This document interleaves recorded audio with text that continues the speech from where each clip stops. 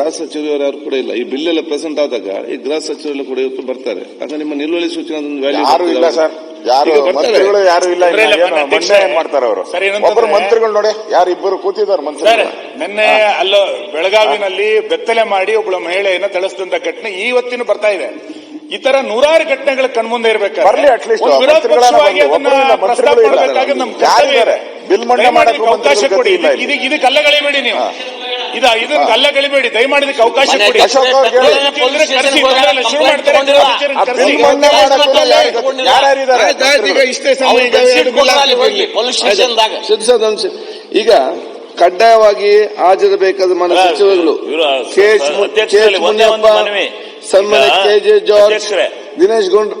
ಒಂದೇ ಒಂದು ಮನವಿ, ಈಗ ವಿರೋಧ ಪಕ್ಷದ ನಾಯಕರಲ್ಲೂ ನಾನು ಮನವಿ ಮಾಡ್ತೀನಿ, ಈ 2 ದಿವಸ ಬಿಟ್ರೆ ಮತ್ತೆ ಬಜೆಟ್ ಸೆಷನ್ ಮೇಲೆ ಬಜೆಟಿನ ಬಗ್ಗೆ ಮಾತನಾಡಲಿಕ್ಕೆ ಅವಕಾಶ ಇಲ್ಲ. ಒಂದು.